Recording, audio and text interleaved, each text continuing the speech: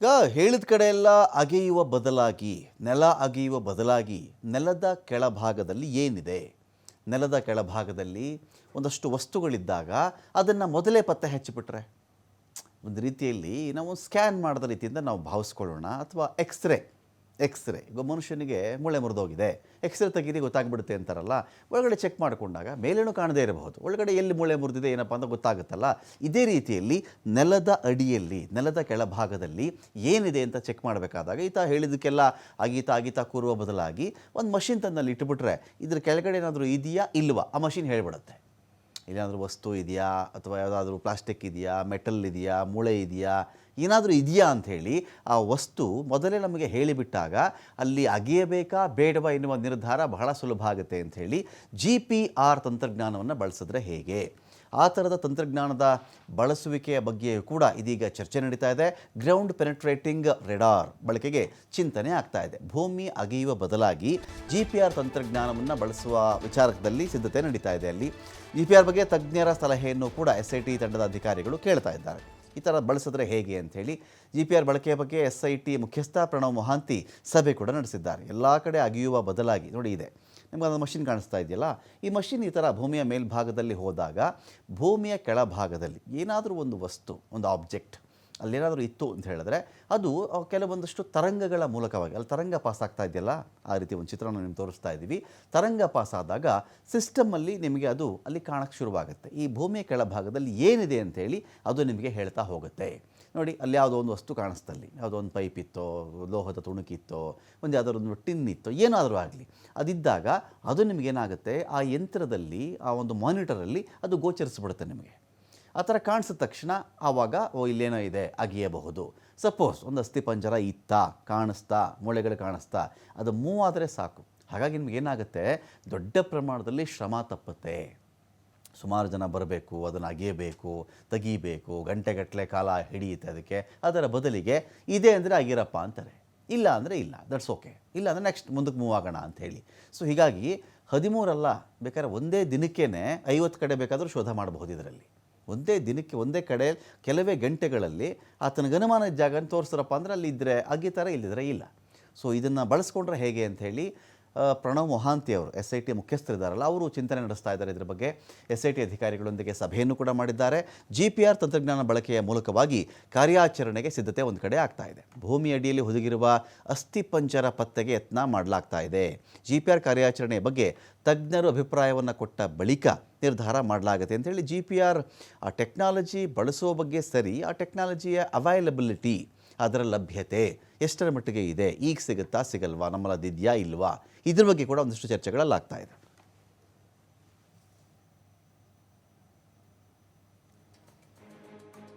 ತಿಳಿಸ್ಕೊಳ್ಳಿಕ್ಕೆ ಆದಿತ್ಯ ಇದ್ದಾರೆ. ಆದಿತ್ಯ, GPR ಬಳಸೋ ಬಗ್ಗೆ ಕೂಡ ಒಂದು ಕಡೆ ಚಿಂತನೆ ಚರ್ಚೆ ಆಗ್ತಾ ಇದೆ. ಇದು ಇವತ್ತಲ್ಲ, ಯಾವತ್ತಿಗೆ ಶೋಧ ಕಾರ್ಯ ಶುರುವಾಗಿತ್ತು ಅವತ್ತಿನಿಂದನೇ ಒಂದು ಚರ್ಚೆ ಇತ್ತು.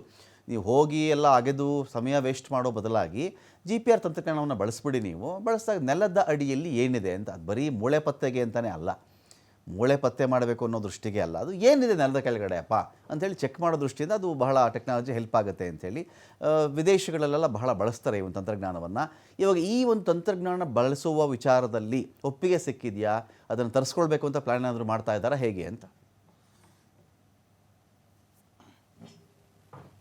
ರಮಕಾಂತ್, ಹೌದು, ಈಗಾಗಲೇ 13 ಪಾಯಿಂಟ್ಗಳ ಪೈಕಿ ಸುಮಾರು 12 ಅಧಿಕೃತ ಪಾಯಿಂಟ್ಗಳಲ್ಲಿ ಉತ್ಖನನ ಆಗಿದೆ. ಇದರ ಜೊತೆಗೆ ಹೆಚ್ಚುವರಿ ಒಂದು ಪಾಯಿಂಟನ್ನು ಕೂಡ ನಿನ್ನೆ ಉತ್ಖನನ ಮಾಡಿದೆ, ಅದರಲ್ಲಿ ಅಲ್ಲೂ ಏನೂ ಸಿಕ್ಕಿಲ್ಲ. ಪಾಯಿಂಟ್ ನಂಬರ್ 6 ಹೊರತುಪಡಿಸಿ ಭೂಮಿಯನ್ನು ಡಿಗ್ ಮಾಡಿದ ಸಂದರ್ಭ ಸಿಕ್ಕಿರುವಂಥ ಅಸ್ಥಿಪಂಜರ ಕೇವಲ ಪಾಯಿಂಟ್ 6ರಲ್ಲಿ ಮಾತ್ರ, ಉಳಿದಂತೆ ಯಾವುದೇ ಜಾಗದಲ್ಲೂ ಕೂಡ ಸಿಕ್ಕಿಲ್ಲ.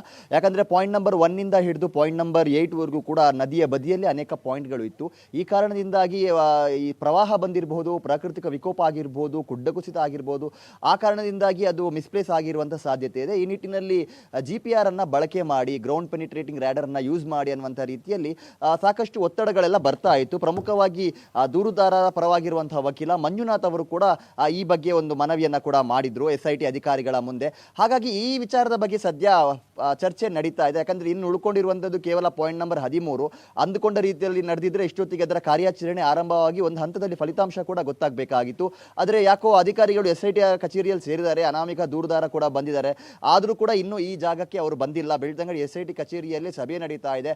ಸೊ ಪ್ರಣವ್ ಮೊಹಂತಿ ಅವರು ಕೂಡ ಈ ಒಂದು GPR ಬಳಕೆಯ ಕುರಿತಾಗಿ ಕೂಡ ಅಧಿಕಾರಿಗಳ ಜೊತೆಗೆ ಒಂದು ಸಭೆ ನಡೆಸಿದ್ದಾರೆ. ಯಾಕಂದ್ರೆ ಈಗ ಪಾಯಿಂಟ್ ನಂಬರ್ 13ನೇ ಪಾಯಿಂಟ್ ಏನಿದೆ, ಇದು ಬಹಳ ಚಾಲೆಂಜಿಂಗ್ ಆಗಿರುವಂತಹ ಒಂದು ಪಾಯಿಂಟ್ ಆಗಿದೆ.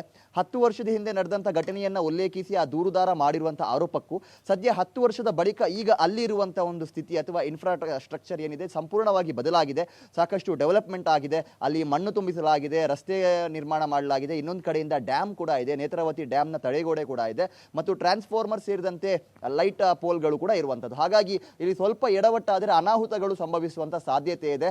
ಮತ್ತು ಇಷ್ಟು ದಿನ ನಡೆದಂಥ ಕಾರ್ಯಾಚರಣೆಗೆ ಹೋಲಿಸಿದ ಸಂದರ್ಭ ಇಲ್ಲಿ ಏನು ಮಿನಿಮಮ್ ಫೀಟ್ಗಿಂತ ಅಧಿಕ ಆಳಕ್ಕೆ ಹೋಗುವಂಥ ಅವಶ್ಯಕತೆಗಳು ಕೂಡ ಇದೆ ಅನ್ನುವಂಥದ್ದು SIT ಗಮನಕ್ಕೆ ಬಂದಿರೋ ಕಾರಣದಿಂದಾಗಿ ಈ ಟೈಮಲ್ಲಿ ಈ GPR ಅನ್ನು ಯೂಸ್ ಮಾಡಿದರೆ ಹೇಗೆ ಅನ್ನುವಂಥ ರೀತಿಯಲ್ಲೂ ಕೂಡ ಚರ್ಚೆಗಳು ನಡೀತಾ ಇದೆ. ಆದರೆ ಇದಕ್ಕೆ ಕಾನೂನಾತ್ಮಕ ಅನುಮತಿಗಳು ಕೂಡ ಬೇಕು ಮತ್ತು ಸರ್ಕಾರ ಇದಕ್ಕೆ ಒಪ್ಪಿಗೆಯನ್ನು ಕೂಡ ನೀಡಬೇಕು. ಮತ್ತು ಇದರ ಸಾಧಕ ಬಾಧಕಗಳು ಏನು ಅನ್ನೋದರ ಕುರಿತಾಗಿ ಪ್ರಣವ್ ಮೊಹಂತಿ ನೇತೃತ್ವದ SIT ಟೀಮ್ ಈಗಾಗಲೇ ತಜ್ಞರ ಅಭಿಪ್ರಾಯಗಳನ್ನು ಕೂಡ ಪಡಿತಾ ಇದೆ ಅನ್ನುವಂಥ ಮಾಹಿತಿ ಇದೆ. ಇನ್ ಕೇಸ್ ಸರ್ಕಾರ ಇದಕ್ಕೆ ಗ್ರೀನ್ ಸಿಗ್ನಲ್ ಅನ್ನು ಕೊಟ್ಟರೆ, ಇನ್ ಕೇಸ್ ಇದು ವರ್ಕೌಟ್ ಆಗುತ್ತೆ ಅನ್ನುವಂಥ ಒಂದು ಭರವಸೆ SIT ಅಧಿಕಾರಿಗಳಿಗೆ ಮೂಡಿದ್ರೆ ಅವರು ಇದನ್ನು ಕೂಡ ಯೂಸ್ ಮಾಡುವಂಥ ಸಾಧ್ಯತೆ ಇದೆ. ಕೇವಲ ಪಾಯಿಂಟ್ ನಂಬರ್ 13 ಮಾತ್ರ ಅಲ್ಲ, ಈಗಾಗಲೇ ಉತ್ಖನನವಾಗಿರುವಂಥ ಜಾಗದಲ್ಲೂ ಕೂಡ ಇದನ್ನು ಬಳಕೆ ಮಾಡಿ ಮರುಪರಿಶೀಲನೆಯನ್ನು ಮಾಡುವಂಥ ಸಾಧ್ಯತೆಗಳನ್ನು ಕೂಡ ತಳ್ಳಿ ಹಾಕುವ ಸ್ಥಿತಿ ಸದ್ಯ ಇಲ್ಲ. ಯಾಕಂದ್ರೆ ಪಾಯಿಂಟ್ ನಂಬರ್ 6ರ ಬಳಿಕವೂ ಕೂಡ ಈ ಕೂಗು ಬಹಳ ಜೋರಾಗಿ ಕೇಳಿ ಬಂದಿತ್ತು. ಹಾಗಾಗಿ SIT ಅಧಿಕಾರಿಗಳು ಇಷ್ಟು ದಿನ ಏನೆಲ್ಲ ಮನವಿಗಳಿತ್ತು ಅದೆಲ್ಲವನ್ನ ಕೂಡ ಈಡೇರಿಸಿದ್ದಾರೆ. ಅದು ಹೆಲ್ಪ್ಲೈನ್ ಅನ್ನು ಆರಂಭ ಮಾಡುವಂಥದ್ದು ಮತ್ತು 2 ID ಕಾರ್ಡ್ಗಳು ಸಿಕ್ಕಿದಂಥ ಸಂದರ್ಭ, ಅದರ ಹಿಂದೆ ಇದ್ದಂಥ ಊಹಾಪೋಹಗಳು, ಸೊ ಎಲ್ಲವನ್ನ ಕೂಡ ಏನೆಲ್ಲ ಮನವಿಯನ್ನ ದೂರುದಾರರ ಪರವಾಗಿರುವಂತಹ ವಕೀಲರು ಸಹಿತ ದೂರುದಾರ ಮಾಡಿದ್ರು ಅದೆಲ್ಲವನ್ನ ಕೂಡ SIT ಅಧಿಕಾರಿಗಳು ಈಡೇರಿಸಿದ್ರು. ಅರ್ಥ ಏನು ಅಂದ್ರೆ, ನಾವು ಯಾವುದೋ ಪ್ರಭಾವಕ್ಕೆ ಒಳಗಾದ್ವಿ ಅಥವಾ ನಮ್ಮ ತನಿಖೆಯ ಹಾದಿ ತಪ್ಪು ಹೋಯಿತು, ನಮ್ಮಿಂದ ಎಡವಟ್ಟಾಯಿತು ಅನ್ನುವಂಥ ಆರೋಪ ಮುಂದಿನ ದಿನಗಳಲ್ಲಿ ಬರಬಾರದು, ಅದಕ್ಕೆ ಯಾವುದೇ ರೀತಿ ಅವಕಾಶಗಳನ್ನು ಕೊಡಬಾರದು ಅನ್ನುವಂಥ ರೀತಿಯಲ್ಲಿ ಬಹಳ ನಾಜೂಕಾಗಿ ಬಹಳ ಸೂಕ್ಷ್ಮತೆಯಿಂದ ಈ ತನಿಖೆಯನ್ನು ಮಾಡ್ಕೊಂಡು ಬಂದಿದ್ದಾರೆ ಮತ್ತು ಪಾರದರ್ಶಕತೆ ಕೂಡ ಇದರಲ್ಲಿ ಇರುವಂಥದ್ದು. ಹಾಗಾಗಿ ಇದೊಂದನ್ನು ಅಲ್ಲಗಳಿದ್ರೆ ಎಲ್ಲೋ ಒಂದು ಕಡೆ ನಾಳೆ ಇದನ್ನ ಕೂಡ ಇಟ್ಕೊಂಡು ಆರೋಪಗಳು ಮಾಡುವಂಥ ಸಾಧ್ಯತೆಗಳು ಕೂಡ ಇದೆ, ಅಥವಾ ಇದನ್ನು ಯೂಸ್ ಮಾಡಲಿಲ್ಲ ಅನ್ನುವಂಥ ರೀತಿಯಲ್ಲಿ ಟೀಕೆಗಳು ಬರುವಂಥ ಸಾಧ್ಯತೆ ಇದೆ. ಸೊ ಅದಕ್ಕೆ ಚಾನ್ಸ್ ಕೊಡೋದು ಬೇಡ, ಇದನ್ನು ಯೂಸ್ ಮಾಡುವಂಥ ಸಾಧ್ಯತೆಗಳು ಇದೆಯಾ, ಅದರ ಲಿಮಿಟೇಷನ್ಸ್ ಏನು, ಎಲ್ಲದರ ಬಗ್ಗೆ ಸಮಗ್ರವಾಗಿ ಮಾಹಿತಿಯನ್ನು ಕಲೆ ಹಾಕ್ತಾ ಇದ್ದಾರೆ. ಮತ್ತು ಎಕ್ಸಿಮೇಷನ್ ಪ್ರೊಸೆಸ್ಗೆ ಸಂಬಂಧಪಟ್ಟ ಹಾಗೆ ಎಲ್ಲಾದರೂ ಇಂಥ ಪ್ರಕರಣಕ್ಕೆ ಸಂಬಂಧಪಟ್ಟ ಹಾಗೆ ಈ ಹಿಂದೆ ಎಲ್ಲಾದರೂ ಇದನ್ನು ಯೂಸ್ ಮಾಡಿದ್ದಾರೆ. ಯಾಕಂದರೆ ಎಕ್ಸಿಮೇಷನ್ ಅಲ್ಲೂ ಕೂಡ ಇದು ಯೂಸ್ ಆಗಿರುವಂಥದ್ದು ಇದೆ ವಿದೇಶಗಳಲ್ಲಿ, ಮತ್ತು ಹೆಚ್ಚಾಗಿ ಇದನ್ನು ಮೈನ್ಸ್ ಅಂದರೆ ಏನು ಗಣಿಗಾರಿಕೆಗೆ ಹೆಚ್ಚಾಗಿ ಇದನ್ನು ಯೂಸ್ ಮಾಡ್ತಾರೆ ಅನ್ನುವಂಥ ಒಂದು ಮಾಹಿತಿಗಳು ಇದೆ. ಹಾಗಾಗಿ ಇದರ ಯೂಸ್ ಎಲ್ಲೆಲ್ಲ ಆಗಿದೆ, ಅಲ್ಲ ಇದ್ದಂಥ ಚಾಲೆಂಜಸ್ ಏನು ಮತ್ತು ಎಷ್ಟರ ಮಟ್ಟಿಗೆ ಇದು ಯಶಸ್ವಿಯಾಗಿದೆ, ಈ ಎಲ್ಲ ಮಾಹಿತಿಗಳನ್ನು ಕಲೆ ಹಾಕಿ SIT ಅಧಿಕಾರಿಗಳು ಇದನ್ನು ಸರ್ಕಾರದ ಮುಂದೆ, ಅಂದರೆ ಪ್ರಣವ್ ಮೊಹಂತಿ ಅವರ ನೇತೃತ್ವದಲ್ಲಿ ಸರ್ಕಾರದ ಮುಂದೆ ಇಡುವಂಥ ಸಾಧ್ಯತೆ ಇದೆ. ಇನ್ ಕೇಸ್ ಸರ್ಕಾರ ಗ್ರೀನ್ ಸಿಗ್ನಲ್ ಕೊಟ್ಟರೆ ಕೇವಲ ಅದನ್ನು ಒಂದು ಪಾಯಿಂಟ್ಗೆ ಮಾತ್ರ ಸೀಮಿತಗೊಳಿಸದೆ 13ನೇ ಪಾಯಿಂಟ್ನ ನಂತರದಲ್ಲಾಗುವಂಥ ಉತ್ಖನನ ಅಥವಾ ಈ ಹಿಂದೆ ಆಗಿ ಏನು ಸಿಕ್ಕಿಲ್ಲ ಅನ್ನುವಂಥ ರೀತಿಯ ಒಂದು ಜಾಗಗಳಿದೆಯೋ ಅಲ್ಲೂ ವಿದೇಶದಲ್ಲಿ ಆದಿತ್ಯ, ವಿದೇಶದಲ್ಲಿ ಅಂತ ನಾವು ಚೆಕ್ ಮಾಡಿಕೊಂಡಾಗ ವಿದೇಶದಲ್ಲಿ ಇದೇ GPR ಟೆಕ್ನಾಲಜಿಯನ್ನು ಬಹಳ ಕಡೆಗಳಲ್ಲಿ ಅದನ್ನು ಬಳಸ್ತಾರೆ. ನಿಮಗೆ ಆರ್ಕಿಯಾಲಜಿಕಲ್ ಡಿಪಾರ್ಟ್ಮೆಂಟ್ ಅಂತ ಬಂದರೂ ಕೂಡ, ಪುರಾತತ್ವ ಇಲಾಖೆ ಅಂತ ನಾವು ಹೇಳ್ತೀವಲ್ವಾ, ಈ ನೆಲದ ಅಡಿಯಲ್ಲಿ ಯಾವುದೋ ಒಂದು ಸಾಮ್ರಾಜ್ಯ ಮುಳುಗಿ ಹೋಗಿತ್ತು, ಕಟ್ಟಡ ಇತ್ತು, ಯಾವುದೊಂದಷ್ಟು ಆಯುಧಗಳಿಲ್ಲಿವೆ, ಈ ಥರದ್ದು ಒಂದು ರಹಸ್ಯಗಳಿದೆ, ಮದ್ದುಗುಂಡು ಇದೆ, ಪಿರಂಗಿ ಇಲ್ಲಿ ಹುದುಗಿ ಹೋಗಿದೆ, ಇಂಥ ವಿಚಾರ ಬಂದಾಗಲೂ ಕೂಡ ಆರ್ಕಿಯಾಲಜಿಕಲ್ ಡಿಪಾರ್ಟ್ಮೆಂಟ್ ಅದನ್ನು ಈ ಒಂದು ಯಂತ್ರದ ಮೂಲಕವಾಗಿ ಅದನ್ನು ಬಳಸುತ್ತೆ. ಜೊತೆಗೆ ನೆಲದ ಅಡಿಯ ನೀರು ಕಂಟ್ಯಾಮಿನೇಟೆಡ್ ಆಗಿದ್ದಾಗ, ಕಲುಷಿತಗೊಂಡಿದ್ದಾಗ ಅದನ್ನು ಪತ್ತೆ ಹಚ್ಚಬಲ್ಲದಿದು. ಅಟ್ ದ ಸೇಮ್ ಟೈಮ್ ನೆಲದ ಅಡಿಯ ಮಣ್ಣಿನ ತೇವಾಂಶವನ್ನು ಕಂಡುಹಿಡಿಯಬಲ್ಲದು.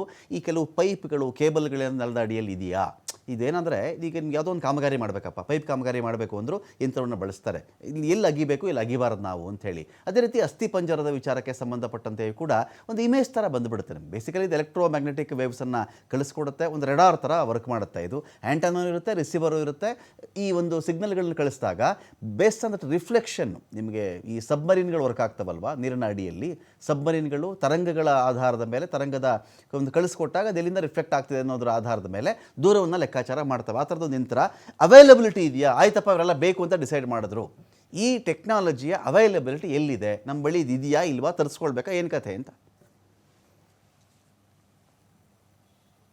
ರಮಕಾಂತ್, ಹೌದು, ಈ ಒಂದು ತಂತ್ರಜ್ಞಾನವನ್ನ ಒಂದು ಅವೈಲೇಬಿಲಿಟಿಯನ್ನು ನೋಡೋದಾದ್ರೆ ಅದರ ಏನು ಹೇಳ್ತೀವಿ ಚಾರ್ಜಸ್ ಅಂದ್ರೆ ಅದಕ್ಕೆ ಖರ್ಚಾಗುವಂಥ ವಿಚಾರ ಕೂಡ ಬಹಳ ದೊಡ್ಡ ಪ್ರಮಾಣದಲ್ಲಿ ಇದೆ ಅನ್ನುವಂಥ ಮಾಹಿತಿ ಕೂಡ ಇದೆ. ಹಾಗಾಗಿ ಒಂದ್ ಕಡೆಯಿಂದ ಅವೈಲೇಬಿಲಿಟಿಯನ್ನ ಕೂಡ ನೀಡ್ತಾ ಇದ್ದಾರೆ ಮತ್ತು ಈ ದೂರುದಾರ ಪರವಾಗಿರುವಂಥ ವಕೀಲರು ಇವರು ಅವೈಲೇಬಲ್ ಆಗಬಾರ್ದು ಅನ್ನುವಂಥ ರೀತಿಯಲ್ಲೂ ಕೂಡ ಕೆಲವು ಷಡ್ಯಂತ್ರಗಳನ್ನ ಮಾಡಲಾಗ್ತಾ ಇದೆ, ಕೆಲವು ಖಾಸಗಿ ಸಂಸ್ಥೆಗಳಿಗೆ ತಡೆಯೊಡ್ಡಲಾಗ್ತಾ ಇದೆ ಅನ್ನುವಂಥ ಒಂದು ಗಂಭೀರ ಆರೋಪವನ್ನ ಮಾಡಿದ್ರು. ಎಲ್ಲವನ್ನ ಕೂಡ ಸೈಡಲ್ಲಿ ಇಟ್ಟರೆ ಸರ್ಕಾರಕ್ಕೆ ಬಹುಶಃ ಈ ಒಂದು ಗಂಭೀರ ಸ್ಥಿತಿಯಲ್ಲಿ, ಯಾಕಂದ್ರೆ ಬಹಳ ಸೂಕ್ಷ್ಮವಾಗಿರುವಂಥ ಒಂದು ಪ್ರಕರಣ, SITಯನ್ನೇ ಫಾರ್ಮ್ ಮಾಡಿದ್ದಾರೆ, ಬಹುಶಃ SITಯನ್ನ ಫಾರ್ಮ್ ಮಾಡಿದಂಥ ರೀತಿಯಲ್ಲಿ ಒಂದು ತಾರ್ಕಿಕ ಅಂತ್ಯವನ್ನ ಈ ಪ್ರಕರಣಕ್ಕೆ ಕೊಡಬೇಕಾದಂತಹ ಜವಾಬ್ದಾರಿ ಕೂಡ ಇರುವಂಥದ್ದು. ಹಾಗಾಗಿ ಇದನ್ನ ಬಳಸುವಂತ ಸಾಧ್ಯತೆಗಳು ಕೂಡ ಇದೆ. ಅದೇ ಕಾರಣಕ್ಕೆ ಪ್ರಣವ್ ಮೊಹಂತಿ ಅವರೇ ಸ್ವತಃ ನಿನ್ನೆ ಪಾಯಿಂಟ್ ನಂಬರ್ 13ಗೆ ಬಂದ್ರು. ಯಾಕಂದ್ರೆ ಆ ಪ್ಲೇಸ್ ಏನಿದೆ ಅಲ್ಲಿ ಉತ್ಖನನ ಮಾಡುವಂಥದ್ದಲ್ಲ, ಎಲ್ಲೋ ಒಂದ್ ಕಡೆ ಹಿಂದೆ ಮಣ್ಣು ತುಂಬಿಸಿದ್ದಾರೆ, 10 ಅಡಿ ಮಣ್ಣು ತುಂಬಿಸಿದ್ದಾರೆ ಅಥವಾ ಡೆವಲಪ್ಮೆಂಟ್ ಆಗಿದೆ ಅನ್ನೋದಕ್ಕಿಂತಲೂ ಕೂಡ ಹೆಚ್ಚಾಗಿ ಅದರ ಪಕ್ಕದಲ್ಲಿ ಒಂದು ಡ್ಯಾಮ್ ಇದೆ, ನೇತ್ರಾವತಿ ಡ್ಯಾಮ್ ಇದೆ. ಸೊ ಅಲ್ಲಿ ಏನಾದ್ರೂ ಸ್ವಲ್ಪ ಡ್ಯಾಮೇಜ್ ಆದ್ರೆ ಒಂದು ದೊಡ್ಡ ಅನಾಹುತ ಆಗುವಂತ ಸಾಧ್ಯತೆ ಕೂಡ ಇದೆ. ಅದೇ ರೀತಿ ತಾವು ಹೇಳಿದ ರೀತಿಯಲ್ಲೇ ಗ್ರೌಂಡ್ ಅಂದ್ರೆ ಭೂಮಿಯ ಅಡಿಭಾಗದಲ್ಲಿ ಇರುವಂತಹ ನೀರು ಯಾವ ಮಟ್ಟದಲ್ಲಿದೆ ಅಥವಾ ತೇವಾಂಶದ ಆಧಾರದಲ್ಲಿ ಇಲ್ಲಿ ಉತ್ಖನನ ಮಾಡಬಹುದಾ, ಮಾಡಲಿಕ್ಕೆ ಅವಕಾಶಗಳು ಇಲ್ವಾ, ಎಲ್ಲವನ್ನ ಕೂಡ ಕಲೆ ಹಾಕುವಂತಹ ಒಂದು ಯಂತ್ರ ಇದಾಗಿರುವಂಥದ್ದು. ಹಾಗಾಗಿ ಅವೈಲೇಬಿಲಿಟಿ ಇದೆಯಾ ಅನ್ನುವಂಥ ರೀತಿಯಲ್ಲೂ ಕೂಡ ಚೆಕ್ ಮಾಡಲಾಗ್ತಾ ಇದೆ. ಸೊ ಅದಕ್ಕೆ ಸಂಬಂಧಪಟ್ಟ ಹಾಗೆಯೂ ಕೂಡ SIT ಅಧಿಕಾರಿಗಳು ಮಾಹಿತಿಗಳನ್ನ ಕಲೆ ಹಾಕ್ತಾ ಇದ್ದಾರೆ. ಸೊ ಇದರ ಯೂಸ್ ಮಾಡುವಂಥ ವಿಚಾರಕ್ಕೆ ಸಂಬಂಧಪಟ್ಟ ಹಾಗೆ ಎಲ್ಲ ಮಾಹಿತಿಗಳನ್ನ ಲಿಮಿಟೇಷನ್ಸ್ಗಳನ್ನ ಕಲೆ ಹಾಕಿ ಸರ್ಕಾರದ ಮುಂದೆ ಇಟ್ಟು ಸರ್ಕಾರ ಇದಕ್ಕೆ ಅವಕಾಶ ಗ್ರೀನ್ ಸಿಗ್ನಲ್ ಅನ್ನ ಕೊಟ್ಟರೆ ಬಹುತೇಕ ಅದನ್ನ ಯೂಸ್ ಮಾಡುವಂಥ ಸಾಧ್ಯತೆಗಳನ್ನ ಕೂಡ ಅಲ್ಲಗಳೆಯುವಂತಿಲ್ಲ. ಯಾಕಂದ್ರೆ ವಕೀಲರು ಕೂಡ ಇದ್ರ ಬಗ್ಗೆ ಬಹಳ ಗಟ್ಟಿಯಾಗಿ ಪಟ್ಟು ಹಿಡಿದಿರುವಂಥದ್ದು ಕೂಡ ಇದೆ. ಈಗಾಗಲೇ 12 ಪಾಯಿಂಟ್ಗಳ ಪೈಕಿ ಕೇವಲ ಒಂದು ಜಾಗದಲ್ಲಿ ಮಾತ್ರ ಇದು ಸಿಕ್ಕಿದೆ. ಮಿನಿಮಮ್ ಒಂದು 5-6 ಜಾಗದಲ್ಲಿ ಸಿಕ್ಕಿದ್ರು ಕೂಡ ಪ್ರಕರಣ ಇನ್ನಷ್ಟು ಗಂಭೀರ ಸ್ವರೂಪವನ್ನು ಪಡಿತಾ ಇತ್ತು, ಆದರೆ ಸಿಕ್ಕಿಲ್ಲ. ಹಾಗಾಗಿ ಮುಂದೆ ಈ ತರ ಒಂದರ್ಥದಲ್ಲಿ ಸಮಯವನ್ನ ವ್ಯರ್ಥ ಮಾಡುವಂಥದ್ದು ಆಗಬಾರ್ದು.